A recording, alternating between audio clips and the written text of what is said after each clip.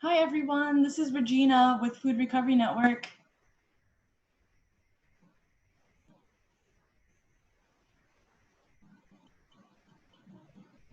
Hello, Regina, we can hear you. Thanks everyone for your patience. And I think Katie J, can you also hear us or we'll test for you? Okay, I think Katie might still be connecting through.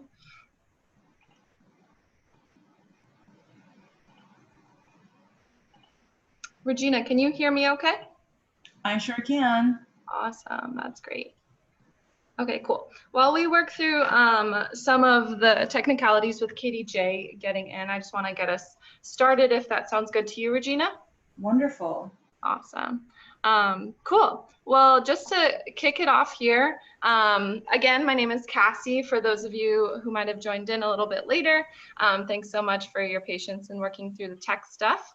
But we are so excited to have you all here today for FRN's first ever Roundtable Talks. Today, I'll kick it off to Regina. She'll give a much more in-depth overview of what we'll be talking about today, but just a couple of housekeeping things. Some of you have already introduced yourself in the chat, which is really great. If you haven't done so, please do so. We'd love to hear where you're from, what chapter you're from, and what you're excited to hear and learn more about today. We will be answering Q&A throughout the presentation and at the end, so please use the Q&A portion for that, and I will get us set up that way. And then other than that, we are recording, but we cannot hear or see you. But in the Q&A portion, I may ask some folks to unmute themselves to answer their question. But if that's not something that you're interested in doing, no worries. Just let me know in the Q&A and I can read the question for you. Other than that, I will kick it off to Regina. Wonderful. Thank you so much, Cassie. I'm so excited for this first ever Roundtable Talk, as Cassie mentioned. This has been in the works for Food Recovery Network for a long time. And it's so wonderful that our very first conversation is with all of you, our students, who are the engine that makes this movement happen. I've been the executive director with Food Recovery Network for about 5 years now. And so I've had an opportunity to talk with many of you over the last 5 years. And as you know, FRN is almost 10 years old. So we've all been doing this recovery work, trying to reduce food waste from happening at the very start for a very long time. And we have so much to talk about, to contribute, to help others learn from what we've learned over the years. And we are at this super exciting moment for Food Recovery Network as we get to our next mountaintop. So thank you all for participating with us today and ensuring that others, once you receive the recording, as Cassie mentioned, sending that off to other FRN student leaders that you might know of. And so I'm just going to check real quick to see if, Katie, if you are able to talk now.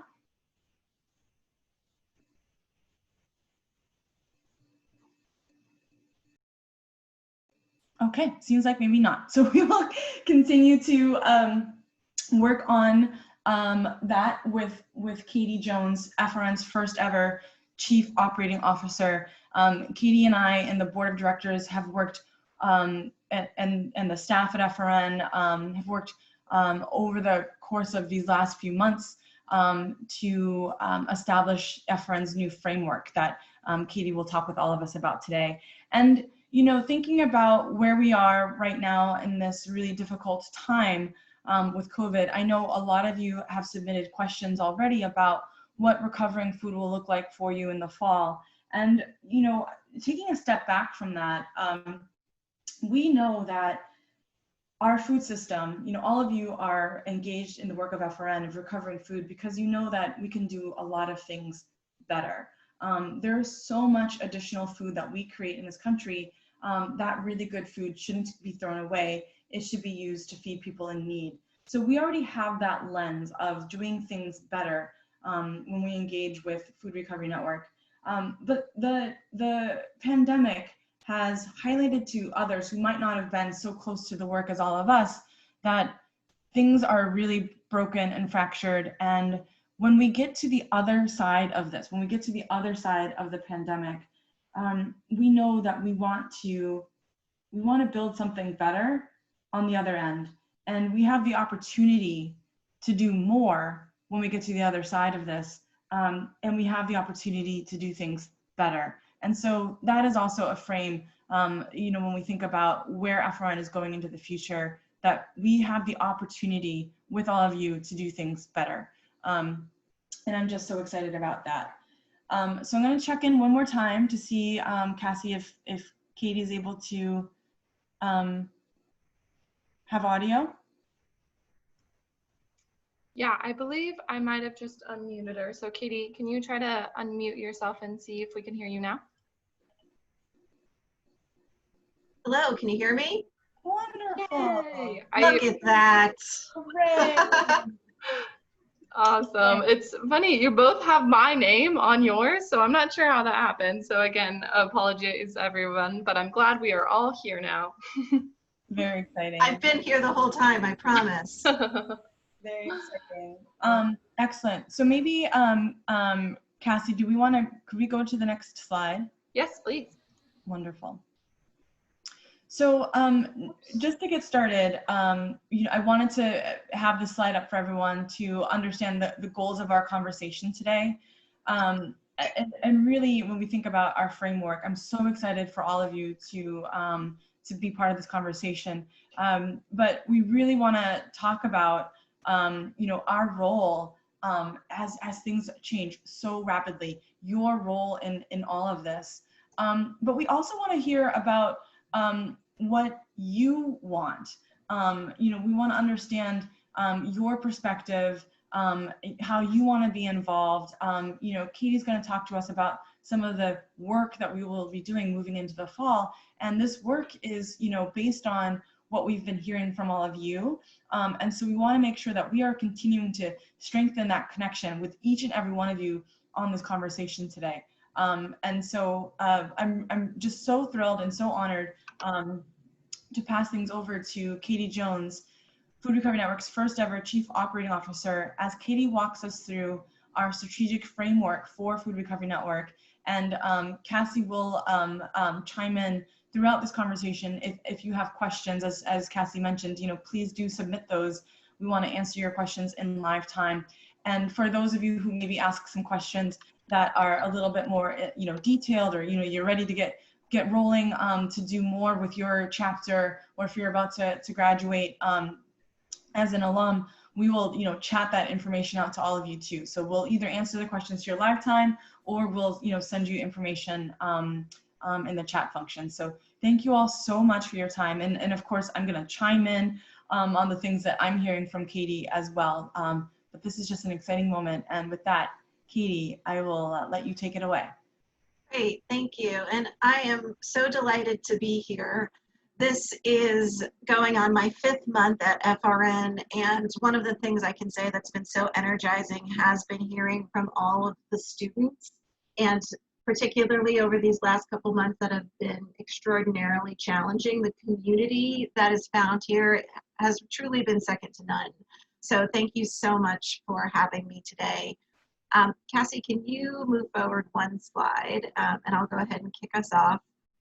So one of the reasons I was brought on to FRN was the understanding that we could really be doing an expansive amount to serve the communities where we are across the nation. And one of the conversations that I've been having with Regina, even prior to when I came on, was how FRN could actually play a more active role in closing the racial and ethnic disparities that we see across our country.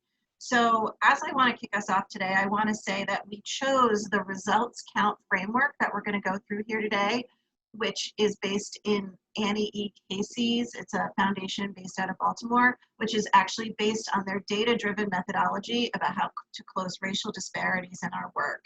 And that is really truly FRN wanting to put our values in front of our work and saying that as we continue to move forward as a movement, we want to make sure that we are paying particular attention to the disparities that exist across our nation and how we can more systemically address what we're seeing.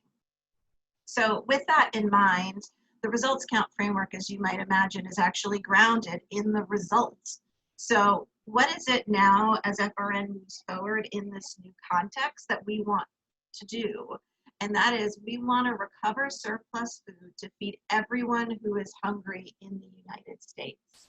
And that is new for FRN to really state why we are doing this work, but particularly in this time of COVID, and we know that the food insecurity numbers are growing exponentially, that it is important for FRN to play a more active role in how we can address this across the country.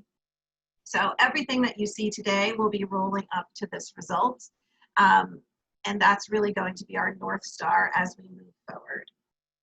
So Cassie, can you move on to the next slide? Thank you.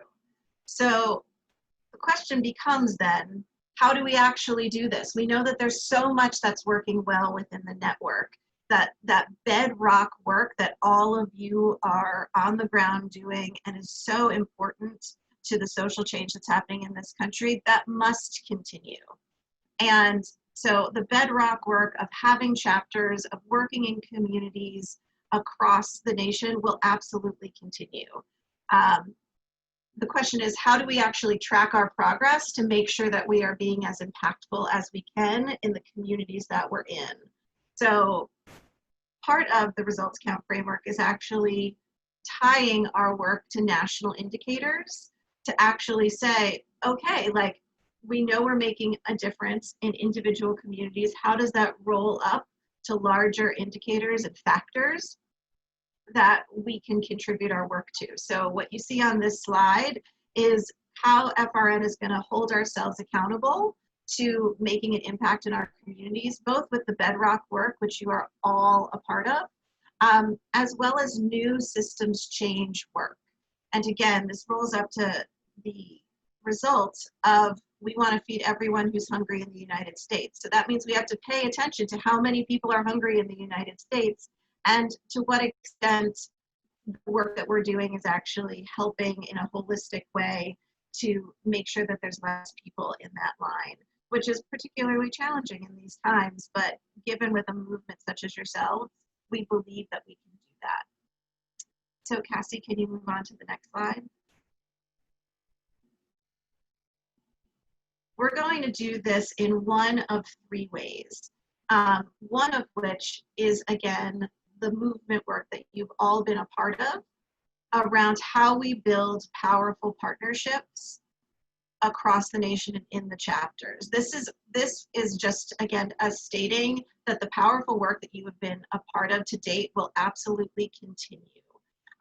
We will continue to have chapters across the United States. We will continue to elevate both your voice as well as the issue of food recovery across the nation. And we're going to be very deliberate in how we track the impact of our work. So again, it gives the movement as a whole more data to articulate why it is so incredibly important that we continue to work on this issue, particularly in these times. The one takeaway I really want you to have from this slide is that you are core to this work, and that none of the work would be possible without you all. And so part of what we're really hoping to do is increase those feedback loops between what you are seeing on the ground and what we hear at the main office. And so how we can understand that, implement that across the chapters, and then go back out and share those best practices. It is something that we are very cognitive, we are deliberately building our strategy to do. So with that, let me move on to our brand new strategy 2, which really is something that you all have been talking to us about for a long time, which is about how can FRN do more in the communities that we're in. And we are so grateful when you fill out every survey that we send out. And it's important to say that this strategy here is really based on what we saw coming out of the evaluations, to say that we see opportunities in terms of how we can do more in the communities, not just to recover more surplus food or feed more people, but also we understand from the data that you serving as a chapter member or a chapter lead has really shaped the way that you see your career and shapes the way that you actually want to contribute to social change at large. So one of the conversations we had over these last couple months is how can FRN actually be more deliberate and helping you to prepare for your career and the type of change that you want to see out in the world. And so one of the commitments that we're making to you with this Bedrock strategy is actually to help prepare and train you in terms of workforce development as you look at having a more sustainable world. So what you can expect from us is a series of webinars with companies that are committed to social change and coming to talk to you about how they do their business practices, but then also you having the opportunity to ask them questions. And this can also be an opportunity for you to identify employers that might be really interesting for you to work for when you graduate college. So this is the idea that we're moving forward with, and certainly please send in your questions as we're starting to build this. And Cassie, I see that we do have some questions coming in, so feel free to stop me as we're going through. But this is a brand new piece of work, and again, is in direct response to what we're hearing from all of you, that there is the opportunity to do more, and FRN's experience has helped shape what you want to do in the world. And so we are prepared to bring you more direct resources in order to help you do that. The last point I want to make on this slide before we move on is, in addition to providing you more opportunity and tangible resources to help grow your career, we also are dedicated through this strategy to help identify more local businesses that are within your communities who also might want to contribute to recovering surplus food or mitigating waste. So as we really look to where we see there being the most surplus food in the United States, overlaid with where we know that food insecurity is the highest within the United States, we're going to be specifically targeting businesses that are in those areas that might not necessarily currently be in the FRN network, but they could be in the FRN network, and then that would really help drive and impact and feed more people in those communities that are experiencing hunger. So that's the type of work that we're committed to in strategy 2.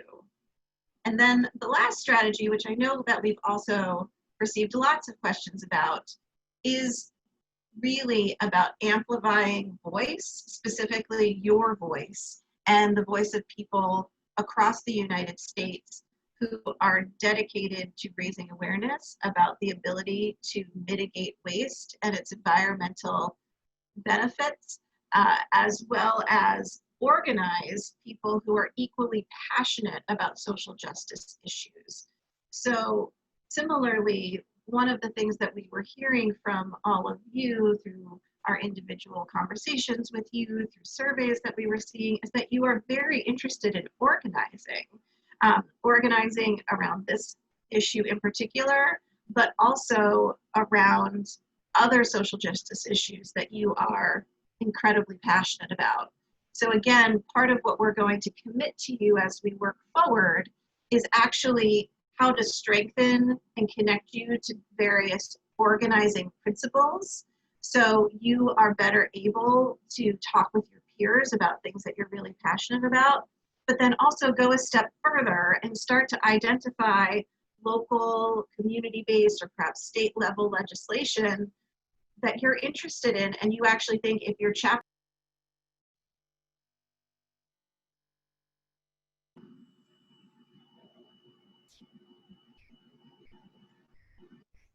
Can everybody still hear me? Yes, now I can. Sorry, you might have cut out for a second. If you could just back up just a little bit. Sure. So what I was saying here is that one of the pieces that we've heard a lot from you all is your interest in organizing. And we are committed to helping you do that, both around issues of the link between racial inequities and food insecurity, around social justice issues, and particularly around the relationships and the abilities for local and state governments to be more proactive in implementing policies to help mitigate waste and recover more surplus food.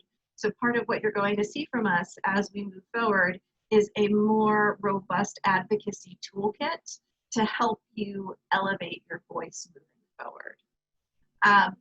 The other piece that I want to just say on this slide before we move on is this is something that, again, through these webinars and through continued engagement, we want to hear from you on, is this something that's exciting to you? Is there actually something specific you need in this space that you're not seeing other places? And we are committed to helping you get what you need so you can elevate your voice on important social issues. The request that comes with this is that as we help prepare you to organize within your communities, we very much want to ensure that you are having an amplifying effect among your community. So that means as part of being an FRN chapter, you would commit to talking to 8 to 10 other people about a social justice issue, perhaps this social justice issue that's important to you, with the idea that we can grow the community if we make a commitment to educate and dialogue with one another as we move forward. So again, this is one, please do reach out. I see a couple questions coming in about how exactly this will work, and we can address those in a second. So the last slide is really how all of this comes together to really say that all of this is in service of how we recover surplus food, mitigate waste, to feed everybody who is hungry in the United States. And you are all just crucial to doing that. So I'm really excited to hear your questions and dialogue further about how this works for you, what questions you might have, and what we can do to really serve you better as we make these new commitments and work with you in a different way. Amazing. Thank you, Katie. We did have one question come in, but it was for a specific student that was wondering details about their status. They specifically asked if due to COVID, they weren't able to recover that much last semester, if they still count as an official chapter. Was yes, you definitely do. And you can email our team if you have more specific questions like that. But please let us know what other questions you might have. Katie, if this is a good stopping point, I can also ask some questions that I have that we've also received in the registration form, or you can also continue and we can ask those at the end. Great, let's open it up for questions. Great. So one question that we did get a lot within the registration form specifically is about addressing food safety and just wanting to hear a little bit more about FRN's protocols and how this might change given COVID. So Katie or Jane, I'll toss that to either of you if you'd like to address that. And I can definitely take that one. And I'm so thankful that all of you who asked that question, that food safety continues to be top priority, for all of us. So thank you all for that question. And the other thing about this is that your safety is top priority for Food Recovery Network. So we have a couple of things. We've seen the information on the CDC website about how COVID is transmitted, and it doesn't necessarily seem that the most prevalent way that COVID is transmitted is from touching things. Now, I will say, the CDC does say, wash your hands frequently.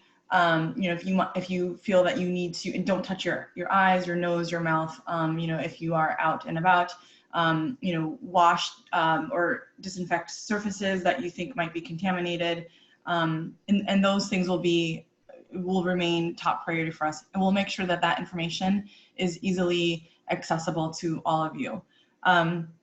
And then also we are partnering with an organization that will provide, we're going to have some PPE masks donated to FRN that we will be able to send out to our chapters that need them.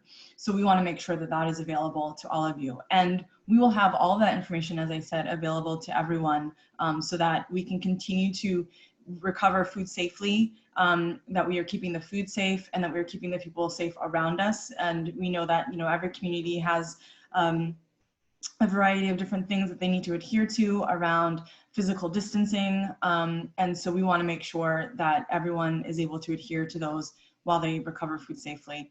And then I know Molly had a question in the chat about, what if my school doesn't go back for the fall? What if we are remote? You're still going to be a chapter. There's still so much work to do. And the information that Katie just talked about in terms of our advocacy work and some of the other things that we're going to do for the fall, we want you to be part of all of that. So while some of us might not be able to, we'll have to pause on actually recovering some of the food in our neighborhoods, in our communities. We know that you absolutely want to do that, but we'll have other things to help keep you all engaged while every day is a new day in terms of living through the pandemic. But we want to make sure that everyone is as safe and as active, as possible. And that might mean virtual for some of us.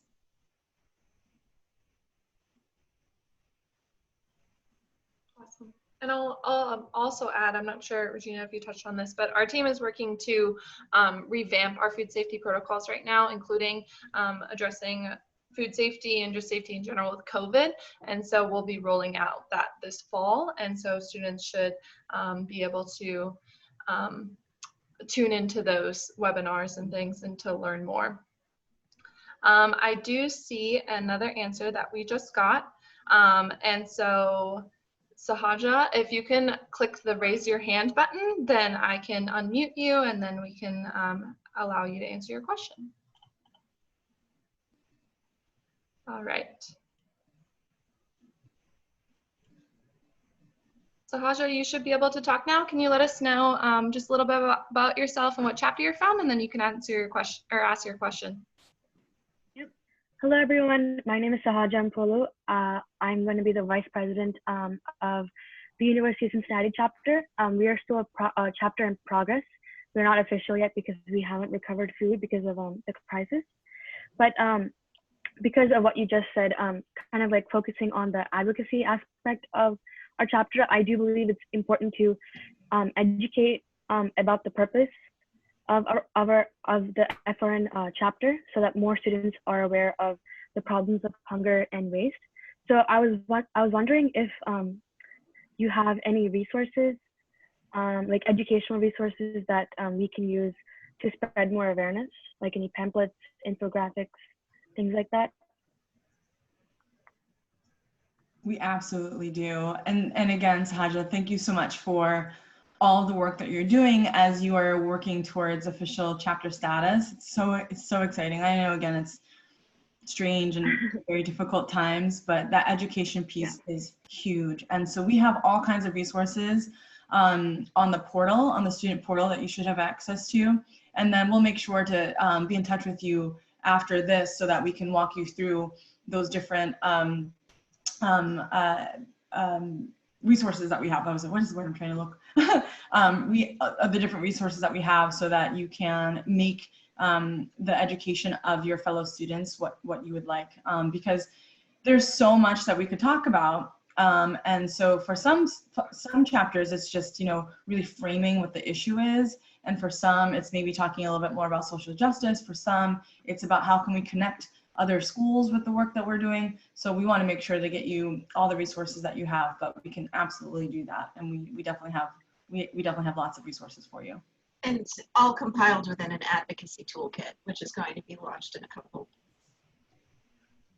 That's awesome. Thank you so much. Thank you. Thank you.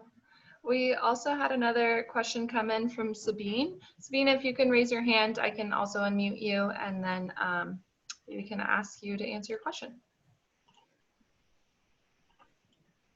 Awesome. Okay, Sabine, let us know what chapter you're from and what your question is. Hi, my name's Sabine. I use she, her pronouns. I'm from the McAllister College chapter, which is in the Twin Cities. And I was just wondering, if you all had any ideas about how the work we do in our chapters can help support the current Black Lives Matter movement and all the anti-racist work going on right now, especially because I go to school in the Twin Cities, which has really been a center of that movement. That's beautiful. Thank you so much for that question, Sabine. So I'm not sure if you saw, and if not, we can again make sure that you have access to this, and we'll have it on our website soon, but FRN did release a statement declaring that Black Lives Matter. And we 1,000% want to see an end to racial prejudices in this country. And I actually will be releasing a couple of blog posts about, you know, my role as a woman of color leader in the movement. And Sabine, we know that, you know, a lot of times people do not have access to food because of structural racism. And the more that we can talk about that, the more able we are to dismantle those structures that caused this in the first place. And so I think, you know, and it's a process. You know, your community in the Twin Cities looks different than maybe, you know, some of the communities in New York, in Iowa, in Florida, but we all are united around this fact that people should have access to food, and that structural racism is often a reason why that is not the case. And so I say we're having conversations about this because not everybody is of the same awareness. And so, you know, back to the other question around, you know, education is so key. And so we want to make sure that everyone is equipped with that. And we will be here to help talk with you about, you know, when we think about where are you when you are able to recover your food, where is that food going? What are the partner agencies and their commitments? So we can help to align that, you know, if there are organizations that are directly working in Black Lives Matter in the movement. But often, you know, sometimes the nonprofits that we are donating our food to are there because they believe people have the right to homes, they have the right to education, and right now our society is not providing that to them. So Sabine, please do engage with us around, you know, what are some of the things that you would like to see and how you would like to see your food contribute to the Black Lives Matter movement, concept, the work. And I will also say for all of you who are interested, and I can try to find the recording of this, there was just a really wonderful recording around information about food apartheid with a woman, Kerry Washington, no, that's the actress. Oh, I'm blanking on her first name, but she talks about food apartheid, what that means, why we have that term as opposed to a food desert or a food swamp, but what is food apartheid? And it's just a really helpful educational piece that we can use, you know, as part of our lexicon when we talk to others about, you know, why are these issues here? Why are they consistently here? And what, you know, we as individuals are doing to help combat these horrific institutions. Thank you so much. Of course, thank you. Great, thank you. And I believe we just had another question come in from Emily. So Emily, I will unmute you so you can ask your question.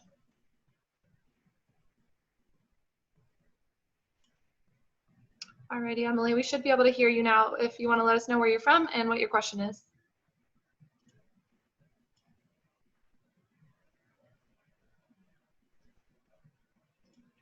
I don't know if we can hear you, Emily. Okay, I'll just go ahead and ask Emily's question since she might be experiencing difficulties. So Emily's question was, hi there, Ursinus College does not have a firm plan for food recovery on our campus or plan for food on our campus this upcoming semester. Should we be reaching out to those of you with plans when we receive them from our schools? Absolutely. And so Cassie, I'm sorry, I want to make sure, because I was just typing in I found the Roots to Food Apartheid for everyone. So the question was, we don't know yet if we will return to campus. Yeah, and what the plan for food is. And so they're wondering if they do reach out to our team once we Please be in touch. Be in touch with us every day as much as you want. There's no you know, a minimum amount that we would like to hear from you, because we do know that you know, what's happening on the campus level is changing every single day. A lot of institutions have decided to go back to school. Some are online only. Some are doing a hybrid model. And maybe some of the schools that said that we are going to be in person, maybe that will change. And then also, this is about you as individuals and how do you want to stay safe? So while your school might say campus is open, because of what's happening in your own lives, that might not be available to you. And so we absolutely want to hear all of those things. We are a resource to all of you. We're an ear for all of you. You know, again, every time I have conversations with students, I always say, you know, if you want to tell your story, we want to make sure that we're highlighting your voice. When Katie mentioned in the framework, part of the work that we're doing is amplifying our voice, and that's yours as well. So we want to make sure that, you know, if you want to write for the blog or, you know, other areas, that, you know, you're able to tell your story. This is such difficult times, and, you know, if you're feeling a certain way, we know that others are as well. There's a lot of confusion right now. Maybe you agree with what your schools are doing, maybe you don't agree with what your schools are doing. We just want to make sure that you have a space that we can share all that information with one another. Regina, can I add to that? Please, please. So one of the benefits of a network is if you don't know what's going on and you're also not sure what to propose in the interim as you're waiting for your school, the portal is a really great way where you could start to connect with other people who might not be at your school but might be facing the same challenge kind of regardless of geographic region. So if you also want to get ideas for what other people are doing in the absence of that information, I would definitely encourage you to reach out to the programs team or utilize the current portal. The other thing I'd want to say is there has been a lot of conversations about leading and other ways that people can recover food outside of your campus. And that is something that FRN is actually actively working with various partners to launch in the communities which make the most sense. So if, and again, your personal safety is paramount, but if you are in a place where you actually want to recover, I also think that there are ways that you can consider recovering it more broadly than just outside the campus. And we can certainly help provide you with those connections, and I'm sure others in the network more broadly can give you ideas too. 1,000%. And Katie, you just inspired to me. I was just reminded that one of our alums, and we'll have our alumni conversation where we'll talk about the framework tomorrow. So if you know of folks in your network who have since graduated, please tell them that we're going to have this conversation tomorrow, but with an alumni lens. I was in touch with one of our amazing alums, Kelsey, and while Kelsey has made her way into her career, she's doing creative design work. Because of COVID, she's like, you know what, I need to get back out there and volunteer. And so Kelsey has been helping with some food distribution efforts in her neighborhood in Boston. And so, you know, to Katie's point, you know, there's lots of ways to help ensure people are getting fed with surplus food. And to, again, highlight what Katie just said, if it's not happening on your college campus for whatever reason, there are still other places where there's food available. Absolutely. Great. And I also did want to bubble up something that Melody, one of our fellows, mentioned in the chat, that we'll be sending out a survey pretty soon to all of our students to see what the status of your campus is at right now and potentially in the future, and just to kind of learn more from you so we can connect with folks individually and kind of tailor what food recovery in the fall might look like for you. And then also just a little bit more info, if some of you may not know what the portal is, we'll be launching that here pretty soon to our entire network. And that's a platform for all of our students in chapters and chapters in progress to engage with one another and to ask questions with FRN National and to try different tracks and opportunities.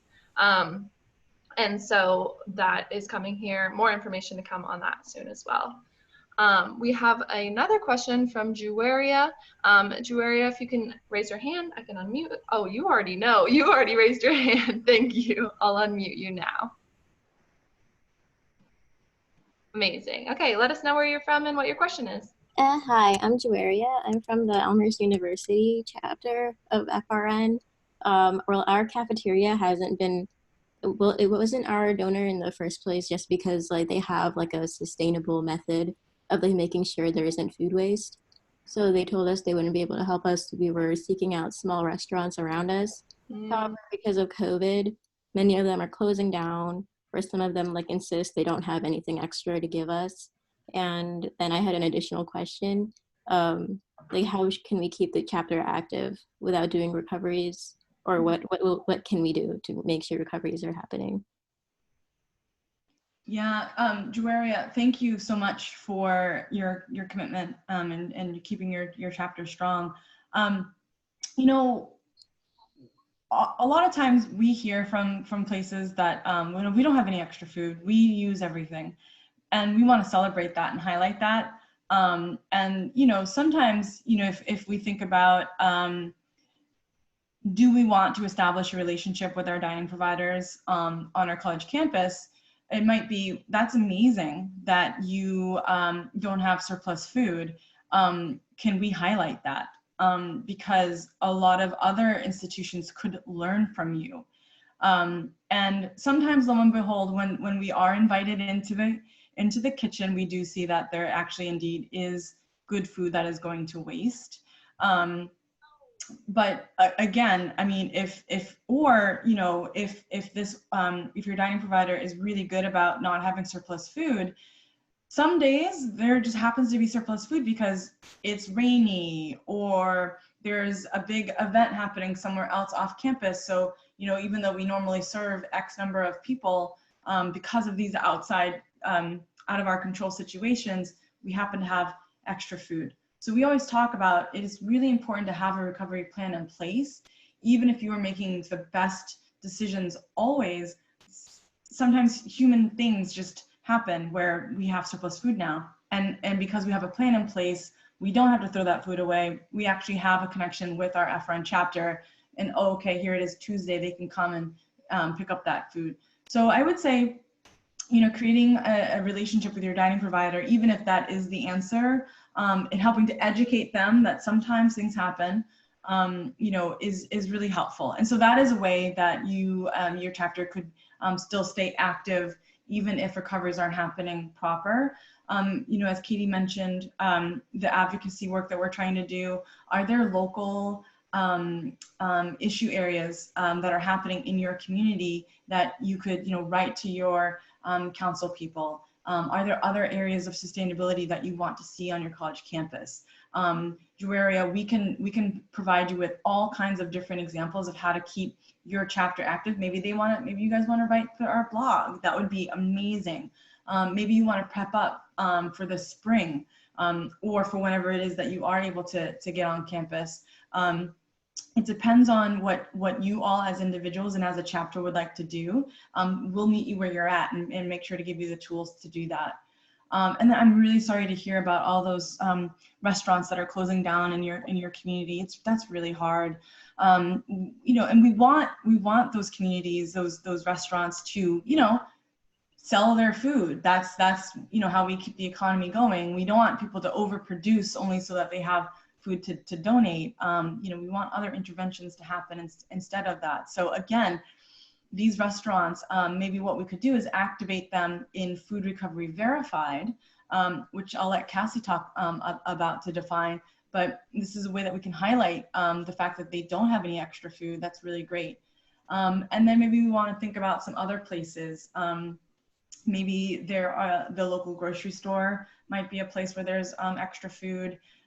If there are, we definitely talk with corporate dining. So if there's law firms or, you know, bigger organizations like that, a lot of times they have in-house dining, and that could also be locations to find where there might be surplus food. And again, even outside of that, If that doesn't feel like something that is happening in your community, get in touch with us and we will help do that landscape analysis to help pinpoint some places where there might be. Can I just add one last thing before we turn it over to Cassie for Food Recovery Verified? We know from the data that the largest source of surplus food is in residential homes. So there also could be a way, much like there's community composting that comes around, there could also be a way to possibly organize in residential communities as well, and we can help you with that. I'm pretty sure it's like near Elmhurst. Mm-hmm. Great, and I also did want to share, Regina was talking a little bit about examples where a restaurant might close down, and I did want to point out on our blog right now, actually, one of our most recent blog posts was written by a student at Western Kentucky University, and they were sharing that pre-COVID there was an example where a restaurant closed down, just happened to close down, and they worked quickly with the FRN chapter to recover that food. And so that was an example that happened pre-COVID, but an example of recovering surplus food from a restaurant that's closing down. And then to Regina's point about Food Recovery Verified, so that, if you aren't aware of it, definitely we are going to be weaving that work together a lot closer with the chapter side of our work. But that is a program that FRN has been working on for a few years, where we work with food businesses of all different shapes and sizes to help them recover and donate surplus food, similar as chapters do, but it doesn't typically involve a student as that interim. And so we connect the food business to either another local food recovery organization or a direct hunger fighting nonprofit partner to kind of form that partnership and work together to recover and donate food. And so that is an opportunity for you all and your communities to get involved with local businesses, just start the conversation and get involved in local food recovery movements or anything, and just kind of see what businesses might be interested in donating their surplus food. As Regina mentioned, once we kind of go back in the kitchen, they may say like, we don't have any surplus food, but once you kind of go back in the kitchen, as you all know, you can see where that food waste is happening.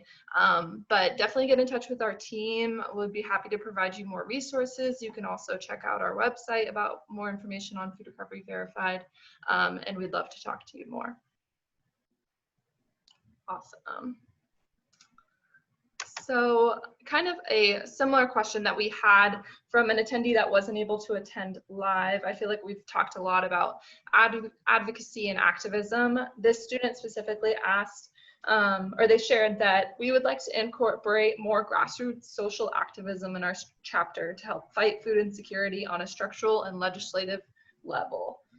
What are some specific policies or bills or organizations we can partner with for lobbying, phone banking, or general volunteering? That's a great question. So let me take that and then I'll see if you have anything to add, Regina. So the first thing I will say is one of the things that we found in the landscape review is that local issues are getting a lot more traction than national or state level issues. So if you're looking for specific pieces of legislation, I would definitely encourage you to look at your local government first in terms of what practices they might do. And again, if you wanted to take a more proactive approach, you could also look to California, where you could actually propose some things to your representative, because again, you are a constituent in that community. So the first and foremost, look local. I would also say that one of the things that we're really trying to do through the advocacy strategy is connect more chapters to one another.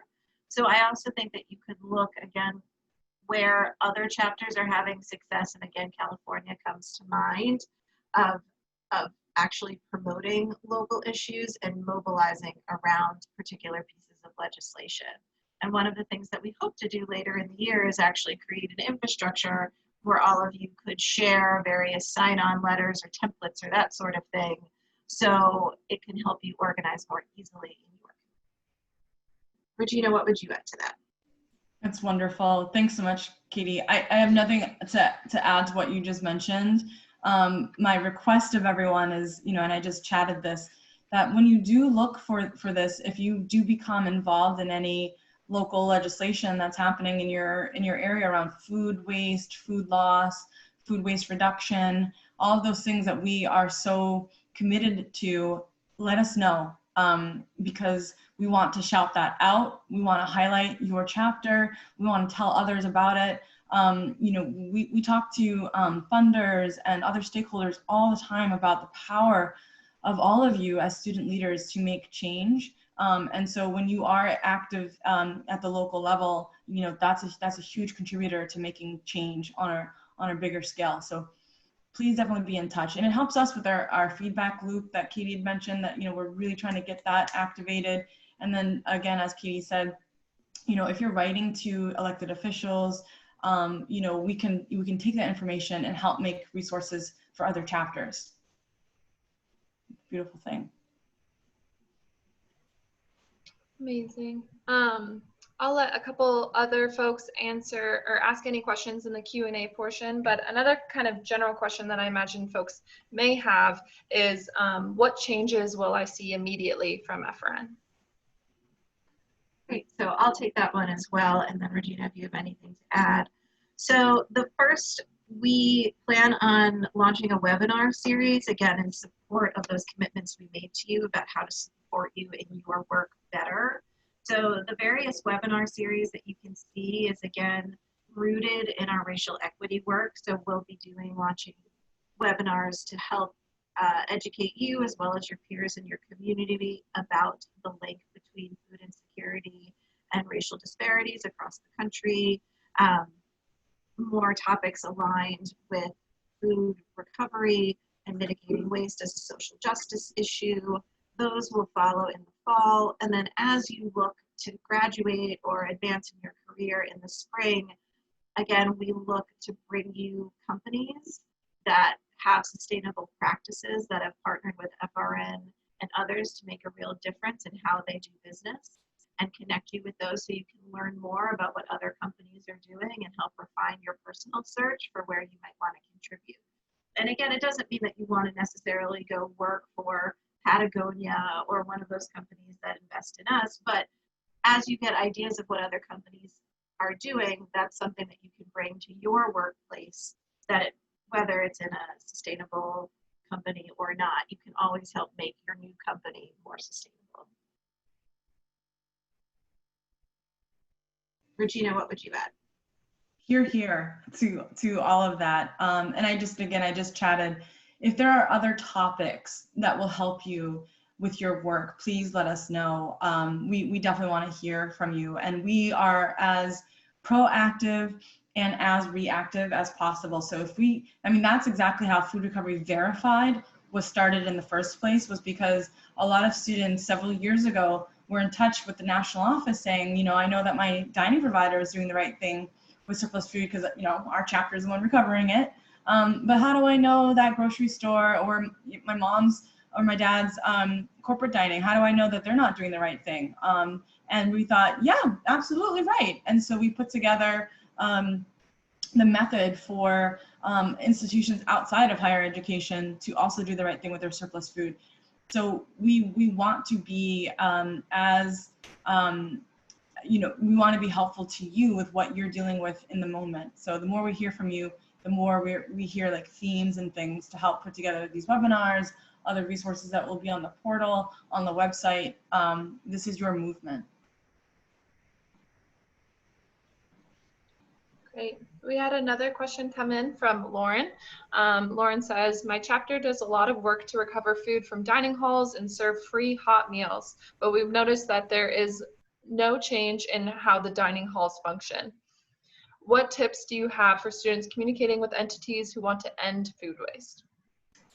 Awesome question.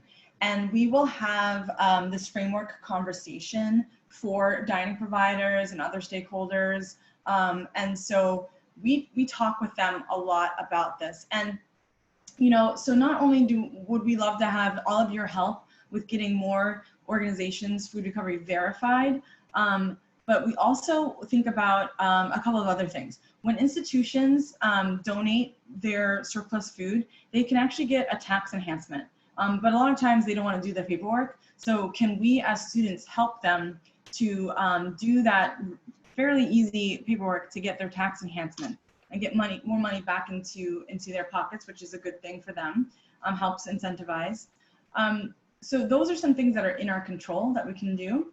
And there are some things that right now are not in our control. So I will say some contracts that are established will say, no matter how many people we're feeding, we need to do 5% more food production so that we absolutely do not run out of food. So are there things that we can do at the contract level? Are there conversations that we could have at the contract level with our dining providers and with our schools to say, you know, there are some things that we're doing that will just keep that surplus food creation from happening, and we don't want to see that. So we do see that quite a bit, Lauren, you know, that every month, you know, it's 500 pounds of chicken breasts that are donated. Every month is 500 pounds of chicken breasts that is donated. So let's think about what are some individual conversations we can have with our dining providers to understand what is it exactly that is causing that, you know, consistent food donation from happening, and we're not decreasing that. For every school, that reason could be very different. And we have been able to celebrate some schools that have decreased how much food they've been able to donate because they're making better purchasing decisions and better meal production decisions. So have faith that, you know, that has happened, and we will start to track that even more at FRN as we're becoming more sophisticated with what we are able to track. But a lot of times, you know, to your specific question, it will start with a conversation with your dining provider. We want to be in your corner to have that conversation to see what exactly is going on with them specifically, where their food amounts look like they are remaining consistent and not decreasing. But there's a lot of reasons why that might be, and we can help.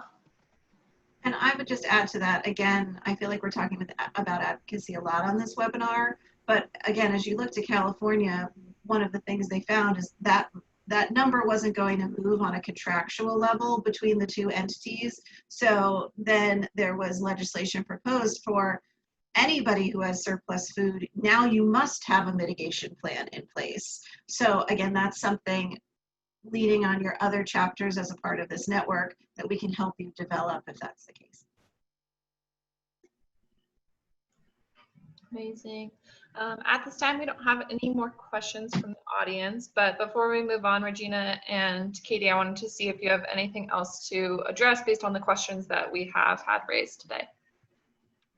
I'll just add one additional thing besides another huge heartfelt thank you to everyone for your time, which is, for me, all the questions that everyone has put through and walking through this framework, it just highlights to me that there's a lot of work that we can still do together, even if we're not recovering physically right now. There's so much to do, and that work that we can do really does depend on, you know, what we want our chapters to be able to do. There's so many different directions, and whatever those directions are that you want to dig into, FRN is here to help. So that's, I just like, whoa, I gotta get to work helping all these students. This is awesome.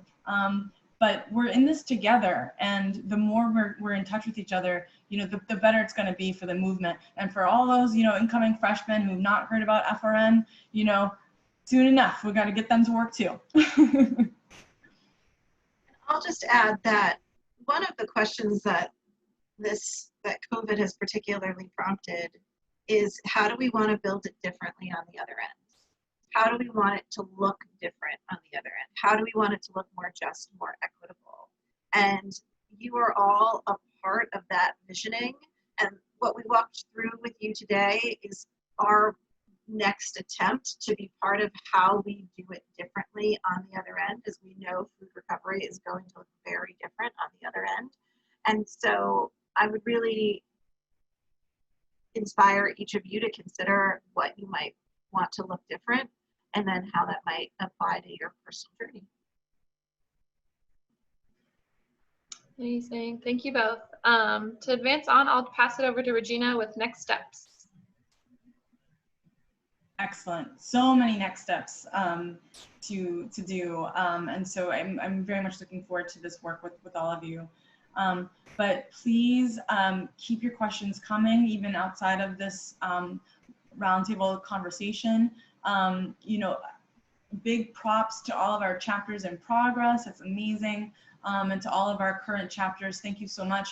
If there are other schools in your area, another area of work that we could do is get those schools to have an FRN chapter as well. So establishing other chapters in your community, huge, huge, huge step in supporting a change in our culture where food waste is not the norm. And we talked about Food Recovery Verified. There's a lot that we can do there, especially as restaurants, grocery stores, wherever there's food that is made. You know, these organizations and institutions can also be, they can also do the right thing with their surplus food. And I know, you know, I was actually just talking right before this call with someone who's in the FRN network, and I've known him for a long, long time. And he asked how we were doing financially. And I said, you know, like everyone else, we're always looking to do more fundraising, and individual donors who are able to contribute to FRN really means so much to us. And if that is something that any of you on this conversation can do, or those in your network, you know, your parents or your siblings, aunts, whatever it might be, if we can encourage them to give, if that feels like something that is in their abilities to do, that's wonderful. And I said, you know, to him, like, we have some students who every year they make a contribution of a friend around, you know, $2, $5, and that matters to us. It really, really does. And it's a very special thing, because I know that that's coming from the heart. We'll be sure to send out this recording. So please, like, as I said before, it's for your records. Keep coming back to it as you need, but also share it with those in your network as well. We want to make sure that everyone knows what FRN is doing in our next attempt, as Katie said, to make this more just, to make this more equitable, to improve our food system. Our food system is from soil to putting that food into your mouth. You know, there's a lot of different areas across that spectrum, and we can improve all of that.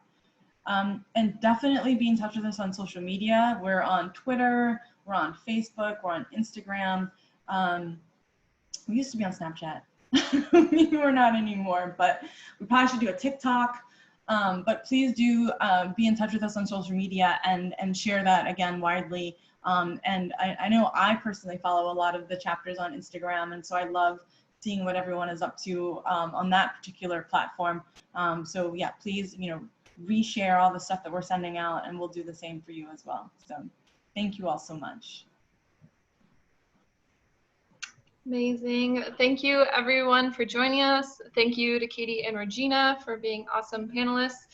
Thanks for your patience with the tech difficulties. And we just really appreciate your time and your questions and your comments. Definitely, as we said many times, I'm sure, stay in touch. Let us know what you're thinking and what you're excited about. Reach out to us through our email or through social, and we'd be happy to get back to you. But thank you everyone so much, and we appreciate your time. Have a good rest of your day. Thank you all.